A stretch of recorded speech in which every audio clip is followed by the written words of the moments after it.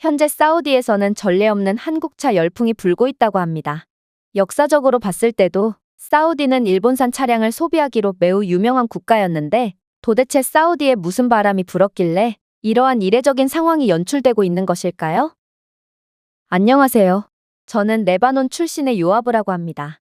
가난했던 저는 어렸을 때부터 희망이 없는 조국을 떠나 사우디아라비아에서 줄곧 살게 되었고 정말 맨몸으로 사우디아라비아에 와서 안 해본 일이 없을 정도로 열심히 살았는데요. 사우디아라비아는 외국인 노동 인력들 덕분에 돌아가는 나라라고 해도 과언이 아닐 정도로 많은 외국인 노동자들이 새로운 삶을 찾아 이곳으로 모여들고 있지만 사우디 국민들은 자신들과 같은 종교를 갖든 말든 상관없이 외국인 노동자들이라면 사람 취급도 하지 않고 상당한 차별을 가하곤 했기에 저는 3등 시민으로서 처절한 생존을 이어나가야만 했죠. 그렇게 저는 악착같이 일하며 돈을 모았습니다.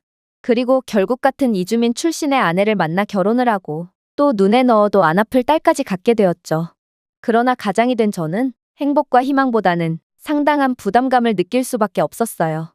이곳에서 받는 코딱지만한 노동자 월급으로는 도저히 가정을 지킬 수 없을 것 같았거든요. 그래서 저는 한 가지 도전을 하게 되었습니다. 그건 바로 건설 노동으로 번 돈 전부를 투자하여 중고차 판매업이라는 저만의 사업에 도전하는 거였죠.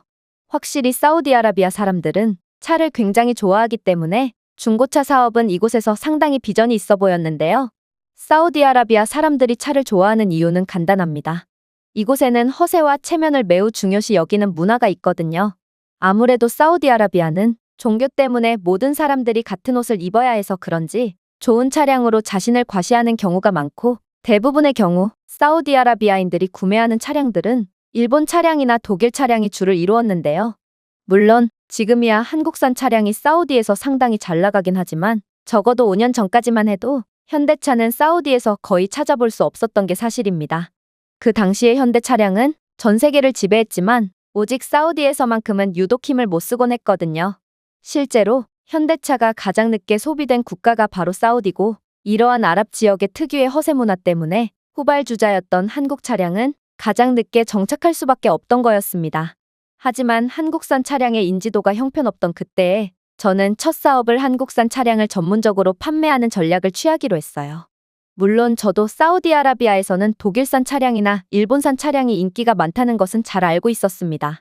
하지만 자본이 거의 없던 제가 남들과 똑같은 전략을 취해서 경쟁해서 이길 수 있을 리가 없었어요. 다른 사우디 업체들은 저보다 훨씬 더 많은 자본을 갖고 있었거든요.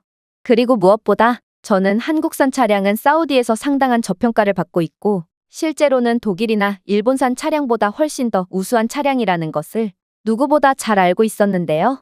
당시 사우디 사람들은 현대는 혼다의 짝퉁 차량 아니냐며 현대 차량을 조롱했지만 저는 현대차 덕분에 목숨을 건진 적이 있고 이렇듯 한국산 차량이 과소평가되고 있을 때 시장을 선점해두면 나중에 현대 차량이 정당한 대우를 받게 될 때 큰 이익을 얻을 수 있을 거라고 확신했거든요.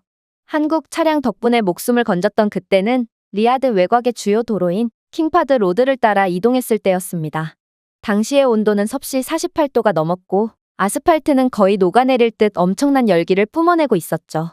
그런데 그때 알라킬 근처 교차로에서 일본산 혼다 세단이 한계를 훨씬 뛰어넘어 과속을 하다가 빨간불이 켜진 거 아니겠어요? 저는 교차로에서 교통법규를 준수하며 시속 60km로 꾸준히 순항했지만 상대의 혼다 차량은 마치 폭주기관차처럼 제 차량을 그대로 들이받았고 저는 순간적으로 주마등까지 스쳐 지나갔을 정도로 목숨에 상당한 위협을 느꼈습니다. 상대 혼다 차량에 미친 듯한 과속을 고려했을 때 이건 운이 좋아도 반신불구이고 운이 나쁘면 즉사라는 생각이 저절로 들 수밖에 없었거든요. 그러나 폭력적인 충돌 후 먼지가 가라앉으면서 놀라운 광경이 펼쳐지기 시작했어요. 저는 이상할 정도로 멀쩡했고 제 현대차의 측면 패널은 충격을 완전히 흡수하여 거의 움푹 패이지도 않았거든요. 또한 제 현대 차량의 모든 에어백은 정확하게 작동했으며 차량 내부의 안전 시스템이 자동으로 안전벨트 장력을 잠그고 연료 라인을 차단했기에 저는 털끝 하나도 다치지 않았죠. 하지만 상대의 혼다 차량의 상태는 충격적이었습니다. 분명 상대 차량이 제 현대 차량을 충돌한 상황이었지만 혼다 세단은 마치 종이처럼 구겨진 상태였는데요. 앞쪽 좌석은 접히고 프레임이 비틀리며 앞차축이 끊어졌으니 이건 완파라고 볼 수 있는 상태였죠. 상대 운전자의 상태는 더욱 심각했어요. 그는 여러 개의 갈비뼈 골절과 폐가 찢어지는 부상을 입었거든요. 그가 자초한 일이긴 했지만 아무튼 저는 현대 차량을 선택했고 그는 혼다 차량을 선택했다는 이유만으로 서로의 운명은 완전히 갈리게 된 거였습니다. 나중에 알고 보니 현대 차량은 사우디의 혹독한 사막 기후뿐만 아니라 시베리아의 추운 기후 등 각종 극단적인 상황에서도 문제없이 제 성능을 발휘하는 특별한 성능을 자랑하고 있었는데요. 현대의 스마트 바디 프레임은 강철로 보강되어 무더운 사막 기후에도 제 성능을 발휘할 뿐만 아니라 충돌에도 매우 강했던 거였고 경량성과 주행거리에만 중점을 둔 일본 차량은 이러한 충돌의 운전자를 제대로 지킬 수가 없던 것입니다. 현대차는 사막 기후에서도 완벽하게 테스트된 전방위적인 제품이기에 사막 기후 하에서 심각한 성능 저하를 일으키는 혼다 차량보다도 주행거리 및 효율성이 높았지만 말입니다. 아무튼 저는 이러한 사건 덕분에 한국산 차량은 매우 심각하게 저평가된 우수한 차량이고 일본산은 그저 이미지 메이킹으로 고평가되었을 뿐인 고철 덩어리라고 생각하게 되었고 그렇게 한국산을 믿고 제 전 재산을 베팅했던 거였는데요. 그러나 이러한 제 희망찬 도전과는 달리 저는 한국산 차량 전문 중고차 매장을 개업하자마자 한국산 차량을 전문적으로 취급하겠다는 결정을 내린 것에 대해 뼈저리게 후회하고 말았습니다. 왜냐하면 이러한 제 일화는 오직 저만 기억할 뿐이지 다른 사람들이 알아주는 건 아니었거든요. 이러한 제가 겪은 사건을 알 리가 없던 사우디아라비아의 소비자의 눈에는 그저 저는 일본차의 짝퉁인 허접한 차량이나 판매하는 멍청이일 뿐이었습니다. 정말로 저는 일주일이 넘도록 손님은커녕 개미새끼 한 마리도 제 매장에 관심을 가져주지 않는 현실에 절망해야만 했고 그렇게 외국인 노동자일 뿐인 제가 감히 세상의 편견에 맞서 싸우려고 했다는 점에 엄청난 후회를 하고 말았는데요. 정말로 저는 지금이라도 모든 것을 전부 포기할까도 수없이 고민해봤지만 그러기엔 저만 믿고 있는 제 아내와 토끼 같은 제 딸이 눈에 밟혀왔어요. 그래서 저는 더더욱 절대로 포기할 수가 없었습니다. 결국 저는 적자가 지속되는 매장을 운영하면서도 새벽부터 일어나서 다른 부업을 병행했고 매일같이 잠도 못 잔 채 언젠가는 허세에 찌든 사우디 사람들도 한국산 차량의 위대함을 알아볼 거라는 희망을 꿈꾸며 그렇게 하루하루를 버텼죠. 그러다 사우디 전역을 경악의 도가니로 빠뜨린 충격적인 일이 터지게 되었습니다. 바로 이상기후로 인해 더더욱 더워진 사우디에서 외딴 사막의 인프라 건설 현장으로 향하던 자재 운반 노동자들에게 목숨을 잃을 수도 있는 심각한 위기가 닥쳐왔는데 오직 현대 차량에 탑승하고 있던 사람들만이 목숨을 건지게 되었거든요. 사건은 이랬습니다. 무더운 더위와 사람이 살지 않는 넓은 육지거리로 악명 높은 세계 최대 모래사막인 루브 알칼리 근처의 외딴 인프라 현장으로 자재를 운반하던 사우디 건설팀은 결국 갑작스러운 모래폭풍과 50도가 넘는 엄청난 무더위로 인한 GPS의 기능 고장으로 인해 사막에 갇혀버리게 되었다고 했는데요. 당연히 이곳에서 신호가 잡힐 리도 없었고 지원도 기대할 수 없었는데 물은 1리터밖에 안 남은 상황이었기에 이들은 모든 것을 태워버릴 듯 이글거리는 무더운 사막에서 꼼짝없이 죽을 일만 남게 된 상황이었어요. 하지만 이때 건설사에서 단 한 대만 운용 중이던 현대자동차는 기적을 보여주기 시작했다고 했어요. 일단 모래폭풍으로 인해 일본 차량들은 전부 부품 이상으로 차량 자체가 완전히 멈춰버렸는데 공기 필터는 모래로 막혀 에어컨이 작동하지 않았으며 엔진은 멈추고 변속기 유체는 끓기 시작했거든요. 하지만 현대 차량은 무더운 사막 속에서도 끊임없이 에어컨을 작동하여 섭씨 19도의 시원한 공기를 계속 불어넣었고 강력한 엔진을 바탕으로 무더운 더위에서도 절대로 퍼지지 않았다고 했는데요. 현대 차량은 엄청난 모래 늪으로 인해 약간의 공회전을 반복하다가 결국에는 모래사막을 뚫고 이동을 계속했다고 했거든요. 알고 보니 한국산 차량은 전 세계 어느 지역에서도 성능 저하 없이 운행할 수 있는 유일한 차량이었고 사막 지역에서도 문제없이 운행될 수 있도록 설계된 사막용 압축기와 세라믹 터보차저 냉각 루프를 통해 너무나도 당연하다는 듯 손쉽게 위기를 극복했던 거였습니다. 반면에 이러한 사막 기후에 대한 맞춤형 설계가 전혀 없이 그저 자국의 기후에만 맞춤형 설계되었던 일본산 차량은 이러한 극한의 기후를 만나자마자 곧바로 고장이 나버렸던 것이죠. 이건 정말 놀라웠습니다. 물론 일본산 차량은 명성에 비해 너무나도 형편없는 수준을 보여준 건 맞지만 그래도 다른 국가의 차량도 루브 알칼리 사막이라는 대자연 앞에서는 곧바로 무릎을 꿇을 게 분명하거든요. 그런데 한국은 사막 자체가 아예 없는 국가임에도 불구하고 어떻게 이렇듯 사막 기후에 대비한 완벽한 기술력을 선보일 수가 있단 말인가요? 물론 무더위로 인해 스마트폰이 멈추고 심지어 일부 스마트폰의 배터리는 광폭한 소리를 내며 터져버릴 때도 현대차의 엔진이나 비상 기능은 절대로 멈추지 않았다고 했어요. 현대차는 마찰이 적은 모래 환경에서도 문제없이 앞으로 나아갔고 마치 사막이라는 저승사자 앞에 나타난 구원자처럼 죽을 위기에 처한 엔지니어들에게 기꺼이 방패이자 사막의 오아시스가 되어주었다고 했거든요. 심지어 사우디 업체가 만든 GPS가 고장났음에도 현대차 내부에 있는 트랙션 컨트롤은 사막에서 탈출하려면 어디로 이동해야 하는지를 알려주었기에 그렇게 이들은 이 땅에 들어온 모두를 집어삼키는 무지막지한 사막 속에서 탈출할 수 있었다고 했죠. 덕분에 일본 차량에 탑승해 있던 다른 엔지니어들도 빠르게 구조될 수 있었고 심지어 태양으로부터 운전자를 보호하고 차량 내부 온도를 낮추는 특수 소재의 유리를 사용한 현대차와는 달리 일본 차량의 앞유리는 불타는 태양열을 그대로 흡수했기에 일본 차량에 탑승했던 몇몇 엔지니어들은 비교적 빠르게 구조될 수 있었음에도 화상이나 탈진 같은 부상을 입게 되었다고 했는데요. 지금껏 이곳 사막에서 조난되었다가 살아 돌아온 사람은 단 한 명도 없었기에 사우디 언론은 이러한 한국산 차량의 저력과 기술력에 감탄을 하는 보도를 쏟아내기 시작했고 결국 일본산 차량만을 선호하던 사우디의 분위기는 한순간에 완전히 역전되어 버린 것입니다. 저는 이러한 기적과도 같은 상황을 만들어낸 한국의 기술력에 그저 멍 때리며 경악을 할 뿐이었습니다. 도대체 한국은 몇 수 앞까지 내다보는 국가길래 이 정도로 무지막지한 기술력을 갖추고 있단 말인가요? 나중에 알고 보니 한국은 이러한 현지 맞춤화 기술력을 통해 전 세계 모든 국가의 러브콜을 받고 있으며 유독 허세 문화가 찌든 사우디에서만 부진을 겪고 있을 뿐 이미 전 세계의 기술 시장을 지배한 지 오래라고 했는데요. 폭설과 극한의 영하 기온에서도 절대로 퍼지거나 고장나지 않는 전 세계 유일무이한 현대자동차의 괴물 같은 성능은 북유럽이나 러시아 같은 극한의 영하 기온을 자랑하는 국가에서 연이어 역대급 판매량을 경신 중이라고 했거든요. 또 한국은 전기차 배터리 기술력에 있어서도 전 세계 최고 수준이기에 한국산 전기차는 세계에서 가장 안정적이고 장거리의 주행을 가능하게 하고 있고 한국산 차량은 현재 전기차 분야에 있어서도 선도자의 역할을 하며 전 세계의 자본을 그야말로 빨아들이고 있다고 하더라고요. 물론 한국의 저력은 이뿐만이 아니었습니다. 한국의 기술력은 정말 알면 알수록 소름마저 돋을 정도였거든요. 한국의 방산 기술력도 현재 아시아를 넘어 유럽 전역을 지배한 상황이었는데 한국은 기존의 독일이 지배하던 방산 산업에 당당히 출사표를 냈고 실제로 그간의 독일이 꽉 쥐고 있던 방산 파일을 완전히 빼앗아 간 상황이었는데요.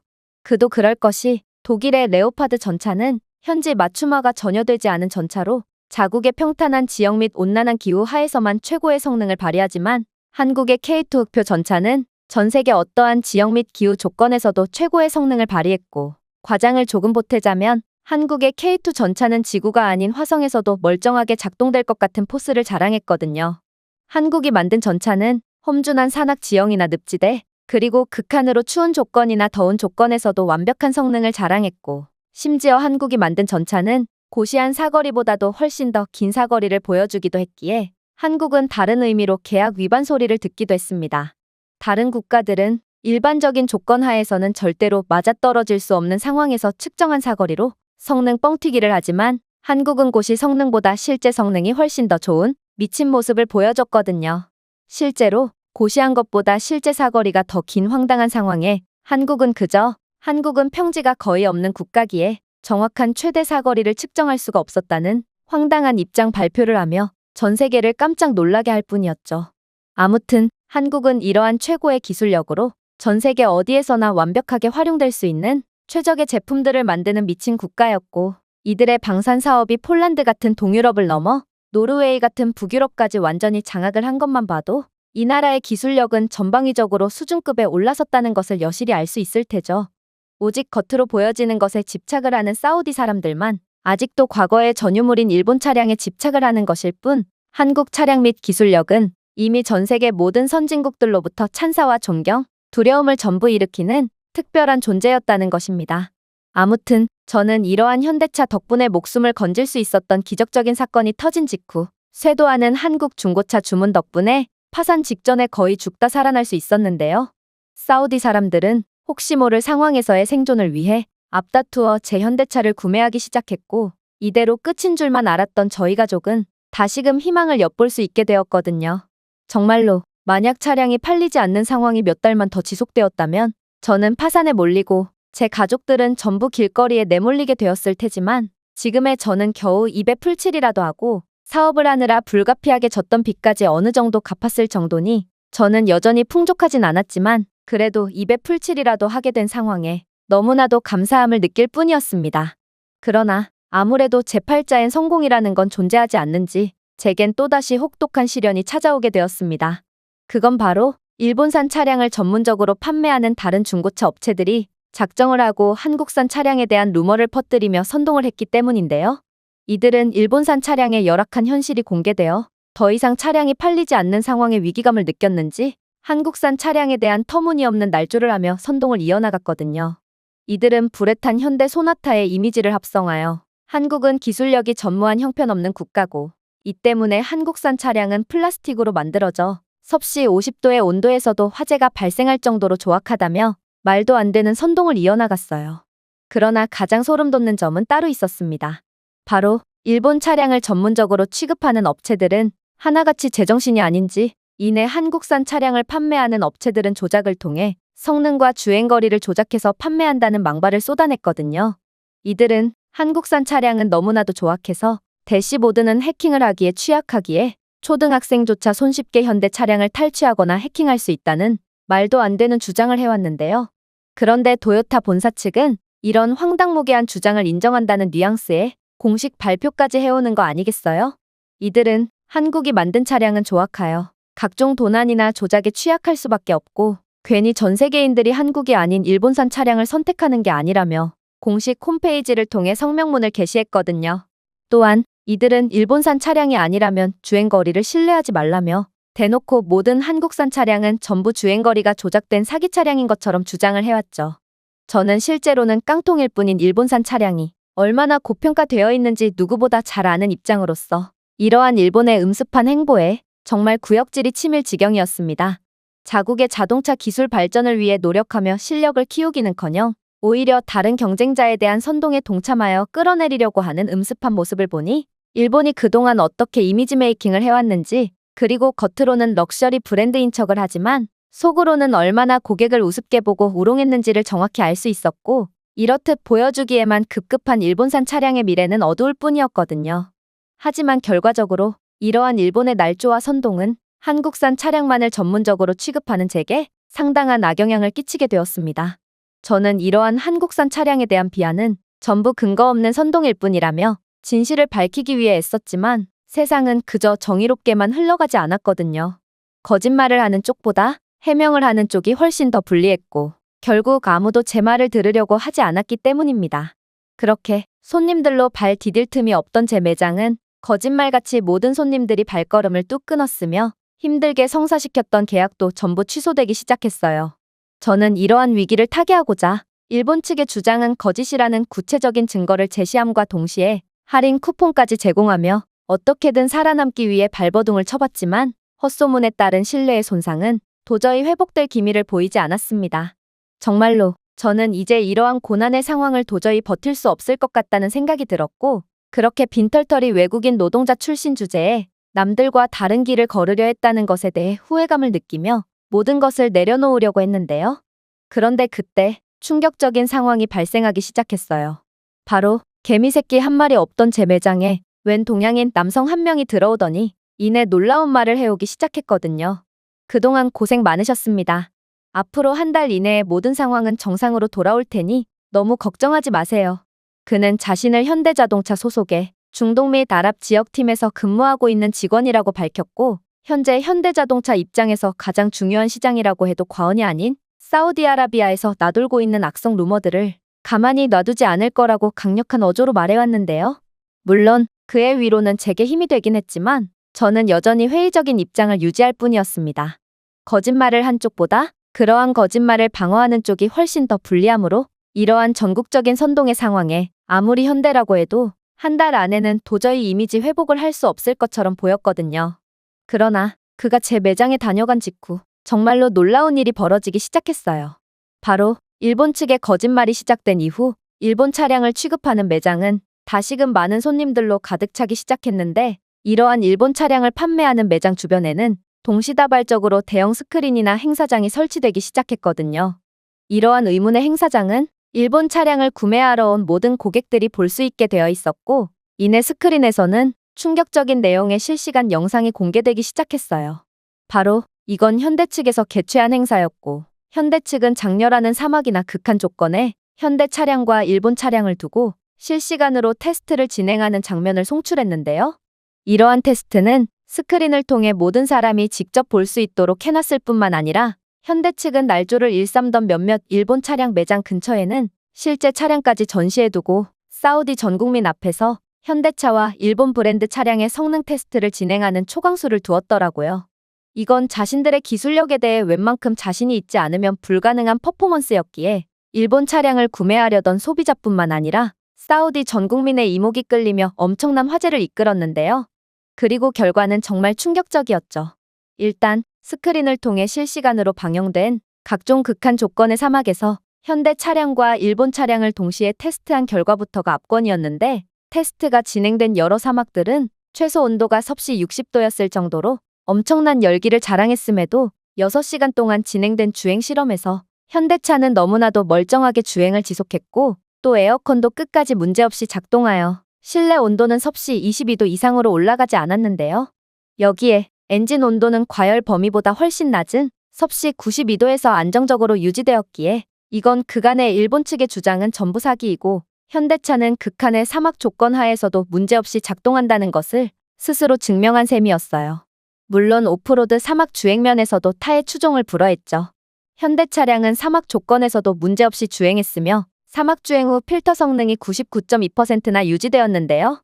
특히나 실험에 사용된 현대 차량은 주행거리가 10만 킬로미터에서 20만 킬로미터나 되는 중고차였기에 사우디 전역은 경악의 도가니에 빠질 수밖에 없었습니다. 그러나 바로 옆에서 함께 실험에 사용된 일본 차량은 정말 믿기지 않을 정도의 퍼포먼스를 보여줄 뿐이었어요. 일단 일본 차량은 중고차가 아닌 신차였음에도 불구하고 주행 20분 만에 과열로 인해 에어컨이 고장나 버렸는데요. 덕분에 실내 온도는 섭씨 38도까지 급상승하고 말았죠. 또한 주행 1시간도 안 되어 엔진 온도는 섭씨 150도 이상까지 치솟아 사막 한가운데서 차가 완전히 퍼져버렸는데요. 결국 한국 차량과 일본 차량의 사막에서의 주행 비교는 허무하게 끝나버렸고, 일본 차량은 한국 차량에 비한다면 너무나도 과대평가된 상태였다는 것이 만천하에 공개되어 버렸어요. 상황이 이렇게 되자 일본 차량을 판매하는 업체들뿐만 아니라 일본에서 직영으로 운영하는 대리점까지 나서 저 주행 시험은 전부 조작이고 직접 보지 않는 이상 믿을 수 없다고 주장했지만, 현대자동차 측은 이러한 일본 측의 발뺌까지 예상했는지 일본 브랜드의 대리점 앞에서도 비교를 진행했기에 이들은 곧바로 꼬리를 내릴 수밖에 없었습니다. 일본 측이 어떠한 주장을 해도 이들이 만든 차량은 그저 일본과 비슷한 기후에서나 적합하지 한국의 기술력에는 발끝에도 미치지 못한다는 사실을 증명할 뿐이었거든요. 저는 이러한 현대 측의 정면 돌파로 위기를 극복하는 모습에 큰 감명을 받았는데요. 자신들의 기술력에 대해 얼마나 자신이 있었으면 자칫하면 개망신으로 끝날 수도 있는 이러한 주행시험을 공개적으로 진행할 수가 있단 말인가요? 저는 문득 이렇듯 대범하고도 완벽한 실력을 갖고 있는 한국이라는 나라에 대해 더욱 궁금해지기 시작했습니다. 이 정도로 대단한 기술력을 가진 국가라면 제가 어렸을 때부터 알았을 정도로 유명한 선진국이었어야 하지만, 분명 제가 어렸을 때까지만 해도 한국이라는 나라는 들어본 적도 없거든요. 도대체 한국은 어떻게 하늘에서 뚝 떨어진 것처럼 갑작스럽게 나타나 모두를 충격에 빠뜨릴 수 있단 말인가요? 그런데 제가 한국에 대해 공부해 볼수록 저는 한국은 뭔가 제 인생과 비슷하다는 생각에 눈물을 흘릴 수밖에 없었습니다.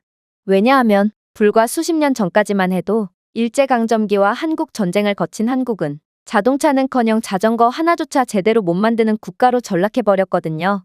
1인당 GDP 70달러 미만이었던 한국은 대부분의 국민들이 오두막이나 텐트에서 살았을 정도로 궁핍한 생활을 이어나갔다고 했는데요.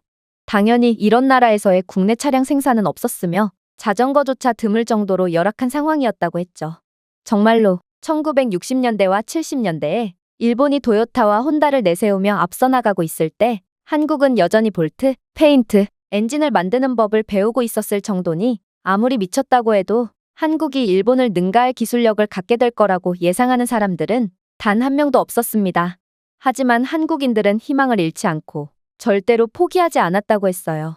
한국인 노동자들은 하루에 12시간에서 16시간, 일주일에 단 하루도 쉬는 날 없이 일했다고 했거든요. 그렇게 피나는 노력 끝에 만들어진 게 바로 한국 최초의 국산차인 현대포니였어요.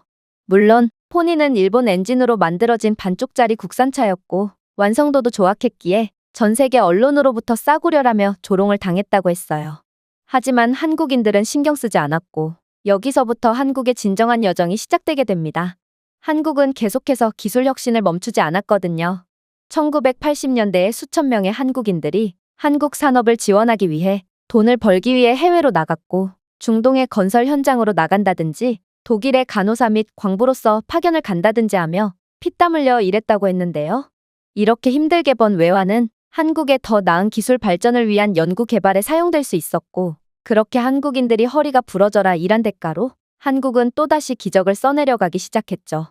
1980년대에 한국의 자동차가 저렴한 일본산 모조품으로 조롱받았을 때 한국 엔지니어들은 조용히 연구개발에 박차를 가했고 결국 1991년에 한국의 자체 엔진인 알파 엔진을 개발해냈거든요.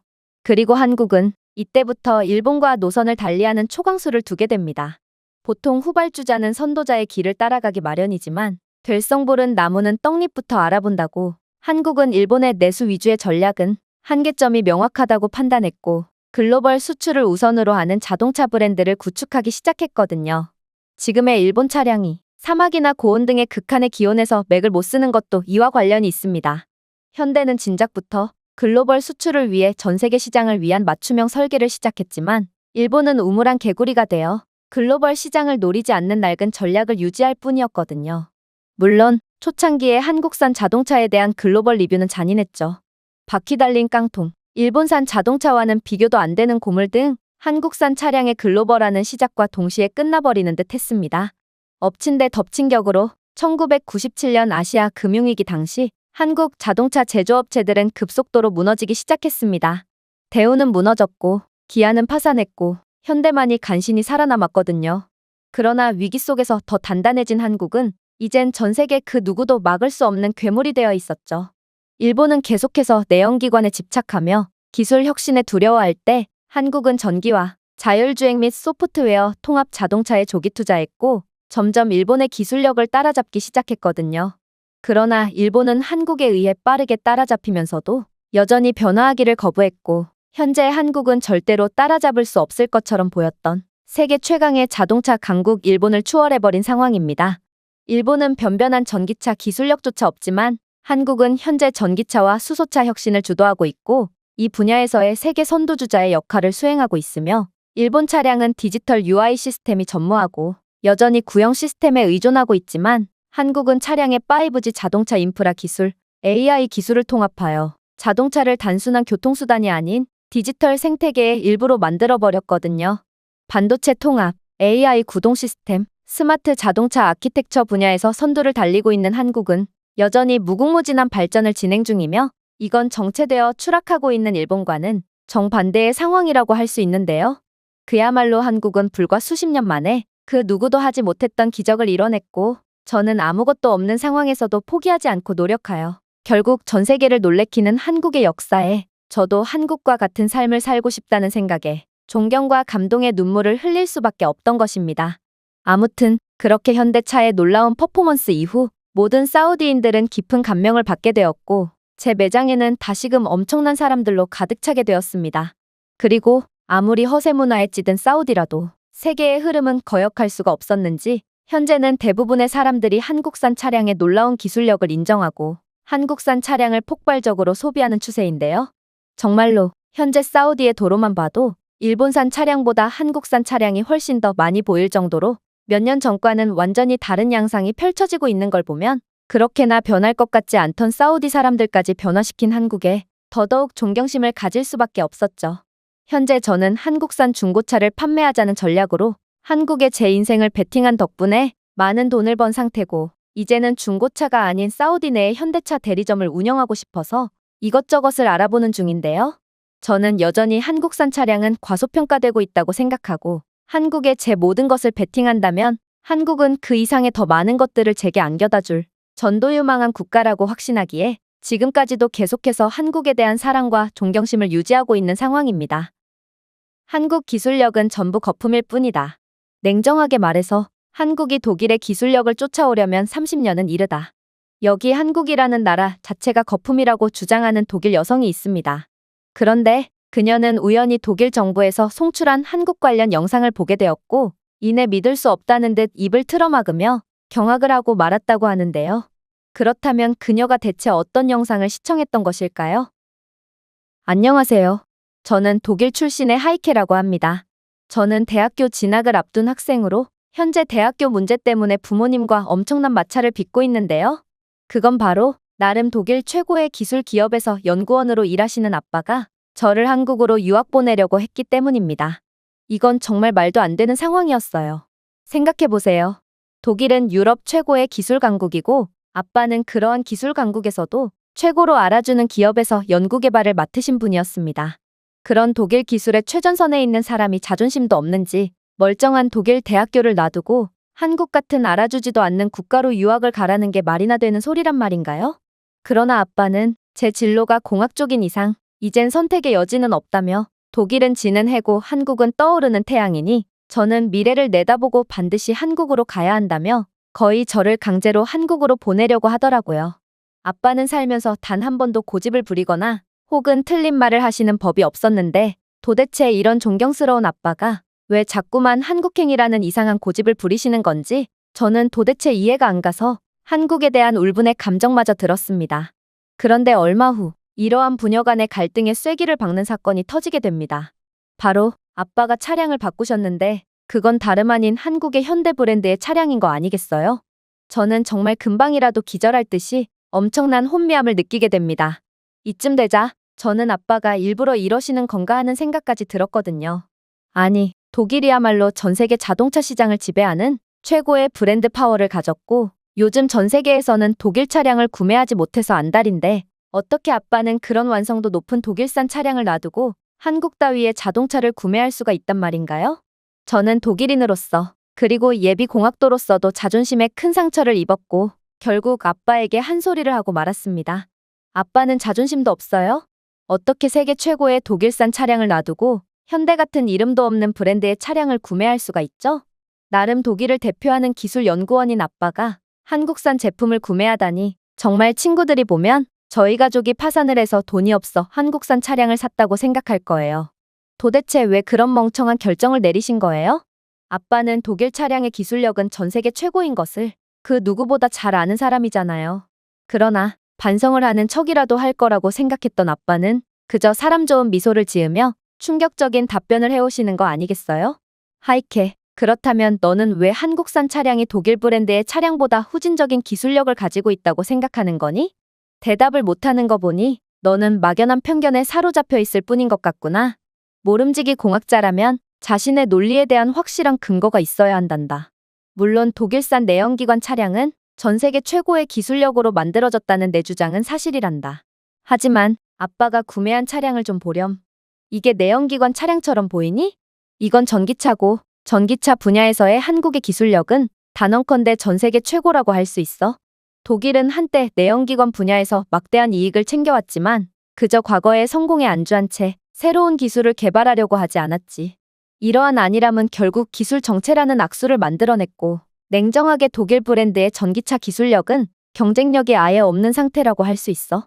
하지만 한국은 후발주자임에도 불구하고 내연기관 차량의 기술력을 빠르게 올렸을 뿐더러 앞으로 새로운 시대를 열 전기차 기술 개발을 게을리하지 않았고 결국 독일을 아득히 뛰어넘는 기술력을 가지게 되어 세계 전기차 시장을 주도하게 되었지. 그런데 독일 입장에서 더 암울한 점은 한국은 단순히 독일의 기술력을 능가한 수준이 아니라 거의 몇 년 이상의 기술 격차를 벌려놓으며 그야말로 독일은 눈 떠보니 기술 후진국쯤으로 회귀해버린 셈이 되어버렸다는 거야. 일단 한국의 고급 배터리 기술만 보더라도 독일은 흉내조차 못 내는 게 현실이라고 할 수 있는데 실제로 한국은 LG 에너지 솔루션과 삼성 SDI와 같은 기업을 필두로 글로벌 배터리 시장을 장악하고 있거든.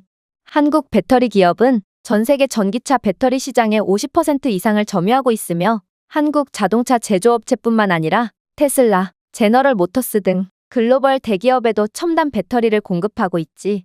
즉, 한국은 경쟁에서 뒤처진 독일뿐만 아니라 경쟁 상대인 미국의 기술력조차 능가했고, 미국도 한국의 공급망 없이는 전기차를 생산조차 불가능한, 그야말로 한국이 모든 것을 주도하는 상황이 지금의 현실이라는 거지. 이건 정말 말도 안 되는 상황이라고 할 수 있어. 한국은 리튬이나 코발트와 같은 중요 원자재 매장량이 거의 없음에도 그저 기술 혁신과 효율적인 공급망 관리만으로 배터리 산업을 지배하게 되었거든. 이는 방대한 천연자원을 활용하지만 아무리 연구개발에 막대한 투자를 해도 한국산 배터리 성능을 좀처럼 따라잡지 못하는 중국과 비교되며 한국인들의 천재성을 더욱 부각시키고 있지. 그렇다면 독일의 경우는 어떨까? 다음 미래 먹거리 산업은 배터리라고 하지만 과연 독일은 이에 잘 대응하고 있을까? 안타깝게도 독일의 배터리 혁신은 실패했고, 독일 자동차 제조업체들은 기술력 부족으로 인해 다른 국가들의 배터리 공급업체에 의존해 있는 게 현실이야. 특히나 독일은 저가 정책으로 승부수를 띄운 중국산 배터리를 사용하는 경우가 많은데, 중국산 배터리는 성능도 형편없고 무엇보다 안정성 면에서 전혀 신뢰를 할 수가 없어서 중국산 배터리를 사용한 전기차는 과열로 인해 폭발하기 일쑤지. 이건 한국 배터리가 사용된 전기차들과는 완전히 다른 모습이야. 현대 아이오닉 5만 해도 단 18분 만에 10%에서 80%까지 충전되어 최대 614km의 주행거리를 제공하며 전기차 운전자의 고질병인 주행거리 불안을 크게 줄여주었거든. 반면에 중국산 배터리는 충전 속도는 한국산에 비해 3배나 오래 걸리지만 주행거리는 한국산의 절반밖에 못 미치는 형편없는 수준을 보여줄 뿐이지. 안정성은 또 어떻고? 심심하면 과열로 폭발하는 중국산 배터리와는 반대로 한국산 배터리는 혁신적인 냉각 시스템과 열 관리를 통해 안전을 우선시하여 과열이나 화재 위험을 대폭 줄였거든. 실제로 첨단 열 관리 기능을 갖춘 현대 코나 EV는 미국에서 진행된 안전 테스트에서 지속적으로 가장 높은 점수를 받기도 했지. 그야말로 한국은 이제 기존의 기술 강국의 훈장을 쥐고 있던 독일의 손에서 훈장을 완전히 빼앗고 자신들은 새로운 시대를 주도할 기술 강국임을 스스로 증명해낸 거야. 그리고 언젠가 본격적인 전기차 시대가 도래한다면 한국은 그 막대한 이익을 독차지함으로써 그 즉시 유럽 전체를 먹고 미국과도 견줄 엄청난 경제 대국으로 발돋움하겠지. 하지만 한국은 늘 그래왔듯이 이러한 대성공에도 절대로 안주하려 하지 않을 거야. 이들은 특유의 천재성을 바탕으로 끊임없는 연구개발을 지속할 것이고 결국 한국은 기술력 하나로 세계를 지배하게 되겠지. 한국의 이러한 저력을 보면 꼭 예전의 독일의 모습을 보는 것 같아. 독일 또한 기술력 발전을 모토로 삼아 혁신에 혁신을 거듭했거든. 그러나 그러한 혁신은 정체되었고 이제는 한국이라는 신흥 강자에게 자리를 내주게 된 거야. 하이케, 너라면 이런 독일산 전기차를 구매하겠어? 독일산 차량은 이제 더 이상 100% 독일인들이 만든 게 아닌 차를 뜯어보면 중국산 부품이 태반으로 이젠 한국과는 비교가 안 되는 수준에 이르렀어. 그러니 하이케, 내가 진정으로 훌륭한 공학자가 되고 싶다면 이젠 현실을 인정하고 겸허한 자세로 상황을 바라볼 필요가 있단다. 독일이 경쟁에서 뒤처졌다는 사실을 인정하지 않으면 우리는 절대로 발전할 수가 없거든. 아빠의 말씀에 저는 큰 충격을 받을 수밖에 없었습니다. 몇 년 전까지만 해도 중국과 엮이면 안 좋은 일들만이 벌어진다는 우스갯소리까지 있었는데 어떻게 독일이 그런 중국과 엮이는 처지가 되었다는 말인지 저는 도저히 이러한 충격적인 현실을 받아들일 수가 없었죠. 그래서 배터리 등의 기술력은 분명 한국이 우위를 점하고 있지만 독일은 다른 소프트웨어적인 측면에서 압도적인 기술력을 선보이면 될 문제 아니냐며 거의 따지듯 물어보게 되는데요.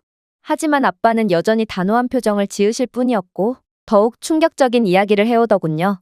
하이케, 안타깝게도 독일은 모든 기술 분야에서 한국에 잠식당하고 있어. 잘 봐. 독일 자동차 제조업체들은 양방향 충전 및 자율주행 기능과 같은 첨단 스마트 기능을 아직까지도 제대로 구현해내지 못하고 있지. 반면에 한국 전기차는 이러한 양방향 충전이나 자율주행뿐만 아니라 현대와 기아 전기차는 이미 V2L 기능을 제공하여 차량이 외부 장치에 전원을 공급할 수 있거든. 그러나 독일 전기차에는 이러한 기능이 전혀 없지. 이뿐만이 아니야. 한국은 AI 분야에서 막대한 기술력을 자랑하고 있는 국가로 이를 기반으로 한국산 브랜드들은 AI 기반 운전자 지원, 증강현실 헤드업 디스플레이 등 글로벌 소비자들에게 어필할 수 있는 첨단 기술 기능을 제공하고 있지. 그러나 독일은 여전히 기본적인 AI 기술조차 구현해내지 못하고 있고 이러한 기술 정체야말로 독일 브랜드의 경쟁력을 떨어뜨리는 주된 요인이라고 볼 수 있어. 하지만 무엇보다도 소름 돋는 점이 무엇인 줄 아니? 한국 자동차 제조업체들은 수직 통합을 통해 비용 효율성을 달성했고 자체 배터리 및 부품 생산을 통해 효율적인 조립 공정을 구축해냈다는 거야. 즉, 한국은 이러한 효율적인 기반을 바탕으로 경쟁력 있는 가격대의 고품질의 기능의 전기차를 제공할 수 있다는 거지. 일례로 현대 아이오닉 5는 경쟁 모델인 아우디 Q4 이트론보다 $10,000나 저렴하지만 성능이나 기능은 현대 쪽이 압도 우위를 가져가고 있어. 그런데 도대체 누가 아우디를 구매하겠어? 만약 어떤 가게에서 카카오가 듬뿍 들어간 초콜릿을 $1에 판매하는데 옆 가게에서는 중국산 인공색소와 설탕만이 잔뜩 들어간 저질 초콜릿을 $2에 판매한다고 생각해봐. 하이케, 너는 어느 가게에서 초콜릿을 구매할 거야?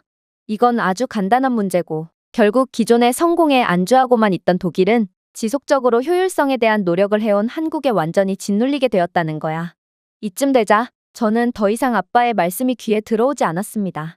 그저 남은 건 자존심만이 되어 반박을 위한 반박만을 할 뿐이었죠. 아빠, 이건 정말 말도 안 돼요. 그리고 초콜릿을 비교하는 것도 전혀 맞는 비유가 아니라고요. 한국 브랜드와 독일 브랜드는 그 신뢰도와 브랜드 이미지 수준 자체가 다른데 어떻게 둘을 그렇게 단순하게만 비교할 수 있겠어요? 독일은 수십 년간 좋은 이미지를 쌓아왔고 소비자들은 기술력이 조금 떨어지더라도 독일 브랜드를 신뢰할 거예요. 그러나 아빠는 여전히 냉정하셨습니다. 아빠는 차분한 표정으로 저를 응시하시더니 이내 상상치도 못한 말을 해오기 시작했거든요. 하이케, 브랜드 이미지를 쌓는 건 어렵지만 이미지가 훼손되는 건 정말 한순간이란다. 한국 브랜드는 모든 부품과 기술력을 자체 개발하지만 독일 전기차는 기술력이 없어서 중국산 저가 배터리와 부품에 전적으로 의존하고 있잖니? 결국 한국 브랜드는 신뢰성과 높은 재판매 가치를 인정받아 국제 소비자 만족도 조사에서 지속적으로 최고 순위를 차지하며 기존의 독일의 자리를 꿰찬 지 오래란다. 그러나 독일은 지속적인 중국산 부품의 폭발 사고로 인해 내연기관으로 얻은 이미지를 전부 다 깎아먹고 독일 브랜드 하면 연상되는 게 중국일 정도로 처참한 이미지를 가지게 되었지. 즉, 한국 브랜드는 독일 브랜드의 파워를 넘은 지 오래고 이게 바로 아빠가 한국 브랜드의 차량을 구매한 이유란다. 그리고 확신하건대 아무리 보수적이고 독일 브랜드만을 구매하는 독일인들일지라도 5년 내로 한국산 브랜드의 압도적인 면모에 결국 고개를 돌릴 것이고 독일 고속도로는 전부 한국산 차량들로 채워지게 될 거야. 기술력은 애국심을 이기거든. 실제로 매우 보수적인 성향이 있는 독일인들은 아직도 전기차가 아닌 내연기관 차량을 선호하기 때문에 독일 내의 한국산 차량 점유율이 낮아 보이는 거지. 전기차만 놓고 봤을 때는 상황이 완전히 다르지.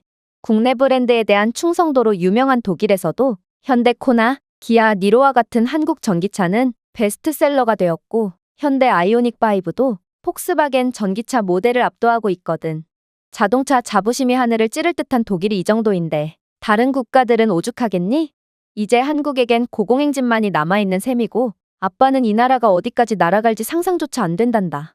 그러면서 아빠는 이런 한국에 투자하지 않고 늙어빠진 독일의 인생을 베팅하는 건 바보 같은 짓이라며 반드시 한국 유학을 떠날 것을 강요했는데요. 결국 저는 그런 아빠에게 학을 떼며 도망쳐 나올 뿐이었습니다. 독일이 잘하는 분야는 전기차 분야뿐만이 아닌데 도대체 무슨 이유로 전기차만을 고집하며 자꾸만 한국을 과대평가한다는 말인가요?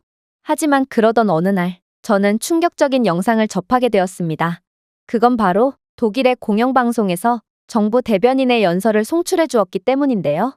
그런데 정부 대변인은 미국의 중국 제재가 더욱 극심해지고 있고 미국은 동맹국들이 중국 제재에 동참하길 원하므로 독일은 더 이상 중국과의 협력이 어려워졌다고 하는 거 아니겠어요? 그러면서 중국과의 관계가 단절된다면 독일은 중국산 저렴한 부품에 대한 공급망을 잃어서 전기차 등의 각종 기술 분야에서 경쟁력이 저하될 거라며 울상을 짓더라고요. 하지만 무엇보다 충격적인 점은 따로 있었습니다. 바로 독일 정부 관계자는 독일은 이제라도 한국의 연구개발 모델을 따라해서 한국에 내준 기술 강국의 지위를 되찾아와야 한다는 믿기지가 않는 발언을 했기 때문인데요. 이건 명백히 독일의 기술력이 한국의 진작에 압도당했다는 것을 인정하는 발언이었기에 저는 충격의 도가니에 빠질 수밖에 없었습니다. 독일 정부조차 이러한 사실을 인정하다니 저는 그간 우물한 개구리일 뿐이었던 거거든요. 결국 저는 패닉에 빠져 돌발 결정을 내리게 되었습니다. 바로 한국이 어떤 나라인지 직접 파악하는 거였죠. 사실 저는 독일인으로서 기술 강국의 지위를 빼앗겼다는 데서 나오는 열등감에 돌연 한국행을 결정한 거였기 때문에 어떻게 해서든 한국의 꼬투리를 잡아 한국의 열등한 면모를 포착하겠다는 못된 심보를 가지며 한국행을 강행한 거였습니다. 그래서 한국에 도착해서도 여전히 뚱한 표정을 지으며 공항을 이리저리 살펴볼 뿐이었죠. 그런데 그렇게 두리번거리던 저는 이내 충격적인 장면을 목격하게 되었습니다. 바로 웬 공항 부스에 수많은 외국인들이 모여있길래 뭔가 싶었더니 알고 보니 한국에서는 여행의 편의를 증대시켜줄 수 있는 임대 스마트폰을 대여해주는 서비스를 시범 운영하고 있는 거 아니겠어요? 심지어 한국은 그 어떠한 보증금도 없이 스마트폰을 대여해 주었기에 저는 이러한 한국의 충격적인 행보에 기가 찰 따름이었습니다. 도대체 어떻게 이런 말도 안 되는 서비스를 제공할 수가 있단 말인가요? 그러나 제가 그렇게 한국인 공항 직원에게 이건 미친 짓이라며 항변 아닌 항변을 하자 직원은 유창한 영어를 구사하며 놀라운 답변을 건네오기 시작하더라고요. 글쎄요, 사실 이러한 임대폰 서비스는 한국인들을 대상으로 먼저 시작했으나 단 한 명도 임대 스마트폰을 훔치거나 반납을 하지 않은 경우는 없었거든요. 그리고 저희가 외국인들을 대상으로 임대 스마트폰 대여 사업을 진행하는 이유는 간단해요. 대부분의 외국인들은 기능이 거의 없는 저가형 스마트폰 모델을 사용하는 경우가 많은데 그런 스마트폰으로는 한국을 100% 온전히 즐길 수가 없거든요. 한국은 스마트폰으로 결제와 각종 예약, GPS를 통한 미화 추적, 건강관리 등 삶 전반에 걸친 모든 부분을 처리하므로 고성능의 스마트폰이 필수죠. 지금 보니까 당신의 스마트폰도 저가형 모델 같은데 원하신다면 임대 스마트폰을 대여해드리겠습니다. 이건 정말 충격적인 상황이었습니다. 어떻게 한국인들은 보증금을 맡기지도 않았음에도 이러한 삼성의 최신 기종 스마트폰을 훔치지 않고 그대로 반납할 수가 있단 말인가요? 그리고 외국인들의 여행 만족도를 위해 스마트폰 대여 사업을 실시하는 한국의 놀라운 배려심도 상당히 인상 깊었습니다. 어쩌면 이러한 고객 배려야말로 한국 브랜드들이 이윤 추구와 비용 절감에만 미쳐있는 독일 브랜드를 짓누를 수 있었던 이유가 아닐까 싶었죠. 아마 이번에 한국의 최신 기종의 스마트폰을 체험한 외국인들은 다음에 스마트폰을 구매할 기회가 있을 때 더 익숙한 삼성 브랜드를 선택할 확률이 높거든요. 그렇게 저도 모르게 삼성 스마트폰을 대여하게 되었고 많은 생각에 잠기게 되었습니다. 독일은 삼성과 같은 글로벌 스마트폰 제조 브랜드 따위는 존재하지도 않고 가난해진 독일인들은 그저 저가형 스마트폰만을 구매할 뿐이거든요. 하지만 기술 강국 한국은 전 세계를 호령하는 글로벌 브랜드인 삼성을 보유하고 있었을 뿐만 아니라 이런 고급형 스마트폰을 아무렇지도 않게 무료로 대여해주고 있다니 저는 이 나라가 얼마나 부유하고 시민의식도 훌륭한 국가면 이런 배짱 좋은 시스템을 운영할 수가 있는 건가 싶어 헛웃음이 절로 나왔습니다. 하지만 한국의 두려운 점은 이게 시작이었습니다. 저는 대여받은 임대폰에 설치되어 있는 공항택시 호출 앱을 확인하게 되는데 이 앱을 통해 외국인 전용 택시까지 호출할 수 있었기에 저는 이러한 흥미로운 기능을 한번 이용해보기로 했는데요. 그런데 마치 운명처럼 제게 배정된 자동차는 다름 아닌 한국의 현대 전기차인 거 아니겠어요? 저는 택시조차 비싼 전기차로 운행할 정도면 한국은 대체 얼마나 부자 나라인 건가 싶어 당황하면서도 아무튼 이건 한국 전기차를 직접 경험하고 평가할 수 있는 좋은 기회라고 생각되었습니다. 그렇게 저는 비장한 표정으로 한국 택시에 탑승하게 되었죠. 그리고 저는 택시에 탑승하자마자 경악을 금치 못하고 말았습니다. 왜냐하면 한국 전기차는 생각보다도 훨씬 더 놀라운 성능을 자랑하고 있었거든요. 일단 좌석에는 별도의 스크린이 설치되어 있었고 이 스크린은 실시간 GPS 기능을 지원하여 거쳐가는 지역의 명소나 안전 팁에 대한 자세한 여행 가이드를 제공했는데요. 심지어 이 전자 스크린은 AI 시스템을 통해 도착지 근처의 행사 일정을 소개해준다거나 독일인들은 어떤 곳을 주로 방문하는지 등을 알려주며 그야말로 하나의 관광 가이드의 역할을 수행하고 있더라고요. 하지만 더욱 놀라운 점은 따로 있었습니다. 저는 혹시나 싶어 전자 스크린을 통해 얻은 정보를 QR코드를 통해 스마트폰으로 전송받으려고 시도했는데 저는 분명 데이터를 구매하지 않은 상황이었음에도 문제없이 정보를 전송받고 인터넷 검색까지 가능한 거 아니겠어요? 아니, 도대체 데이터도 없이 어떻게 인터넷을 연결할 수가 있단 말인가? 저는 이 택시가 귀신이라도 들린 택시인 건가 싶어 화들짝 놀라고 말았는데요. 그런데 제 당황해하는 모습을 본 한국인 택시 기사는 능숙한 영어를 구사하며 충격적인 정보를 건네오기 시작하더라고요. 외국인 손님들은 하나같이 놀라시더라고요. 한국의 공항 택시는 와이파이를 지원하고 있고 자세히 살펴보면 휴대폰 충전 기능까지 지원하고 있답니다.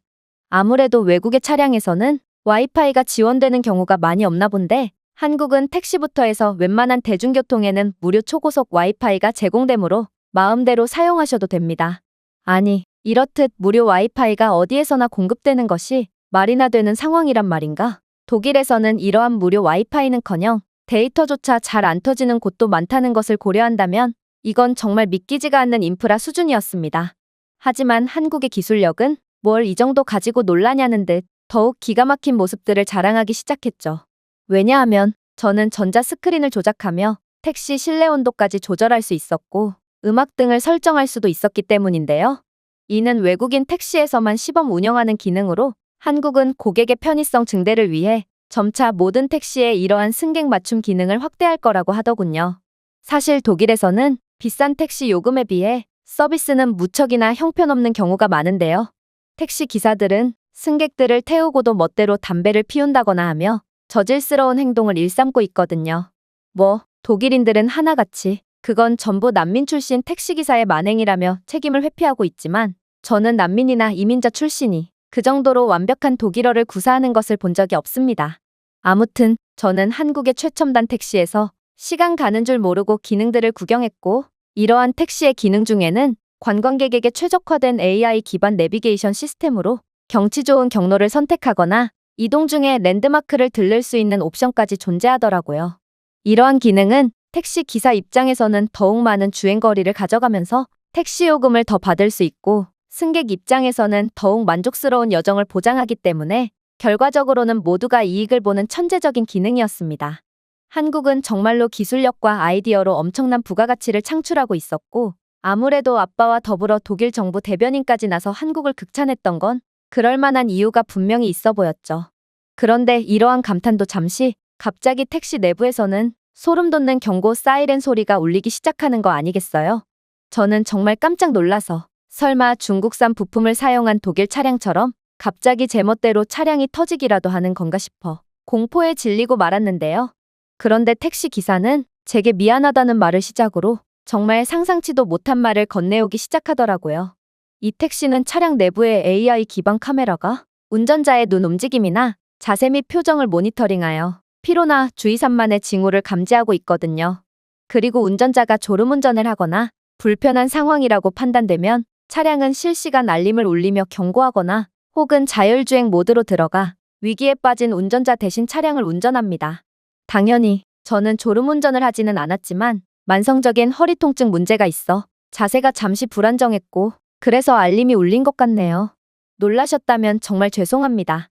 저는 정말 까무러칠 정도로 놀라고 말았습니다. 한국은 기술력 하나로 졸음운전으로 인한 사고까지 방지하는 말도 안 되는 국가였거든요.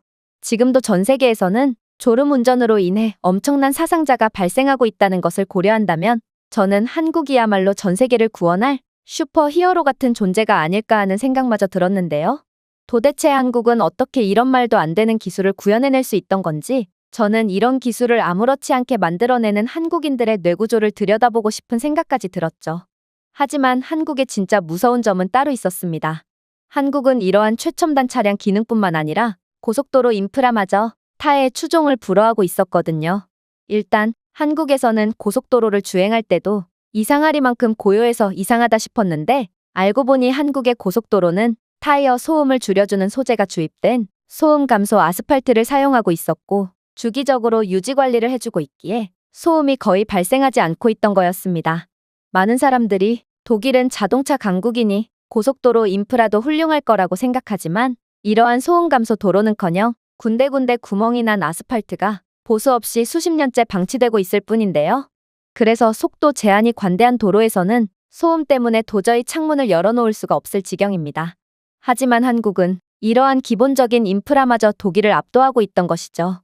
그러나 그 중에서도 가장 충격적이었던 점은 바로 한국의 AI 기반 감시 드론이었습니다. 저는 웬 고속도로 한복판에 드론이 날아다니길래 도대체 이게 뭔가 싶어 벙찌고 말았는데요. 그런데 알고 보니 고속도로 드론은 사고나 유지보수가 필요한 곳을 파악하고 교통 흐름까지 모니터링하며 이러한 정보를 실시간으로 고속도로 관리자에게 전송하고 있다고 하더라고요. 그리고 한국인 택시 기사는 이러한 드론이야말로 한국의 고속도로가 늘 새 것처럼 유지될 수 있는 비결이라며 자신의 조국에 대한 자랑스러움을 내비쳤죠. 심지어 이러한 드론은 인적이 드문 고위험 도로에서의 고장이나 응급 상황 발생 시에도 출동하며 야간에 운전자가 도로에서 발이 묶일 경우 우선적으로 필수 물품을 전달하거나 주변 지역을 밝히면서 사고를 방지하는 역할까지 수행한다고 했는데요. 저는 이러한 한국의 놀라운 기술력에 이젠 놀라기도 지쳐 한숨을 쉴 뿐이었습니다. 그리고 이런 나라에서 사는 한국인들은 자부심이 넘칠 수밖에 없겠구나 싶어 살면서 처음으로 제 조국인 독일이 부끄러워지기까지 했죠. 독일인인 제가 한국을 얕잡아봤던 건 그야말로 주제도 모르는 바보 같은 짓이었거든요. 이 택시는 한국이 자체 개발했다는 지능형 교통체계와 AI 기반 내비게이션 시스템을 통합해서 건설 구역이나 교통체증이 일어나고 있는 구역, 그리고 악천후와 같은 도로 상황에 대한 업데이트를 실시간으로 인식했고, 결국 택시는 근처 도로에서 사고가 났다는 정보를 사전에 입수하고 최적의 경로로 우회하여 빠르게 목적지에 도착할 수 있었는데요. 이러한 마법 같은 여정을 직접 경험한 저는 한국의 기술력은 독일을 진작에 뛰어넘었고 또 앞으로도 무궁무진한 발전 가능성이 있는 무시무시한 나라라는 것을 완전히 인정할 수밖에 없었습니다. 그래서 저는 더 나은 미래를 위해 아빠의 한국 유학 제안을 받아들이기로 했죠. 한국은 분명 압도적인 선진국이었고 이런 나라에 합류하지 않는다는 것은 그야말로 완전히 추락해버린 독일 기술산업처럼 함께 인생이 곤두박질 치는 것과 다름이 없었거든요. 제가 준비해온 내용은 여기까지입니다. 끝까지 시청해주셔서 진심으로 감사드리며 여러분들의 구독과 좋아요, 알림 설정은 영상 제작에 큰 힘이 됩니다. 이상 세모튜브였습니다.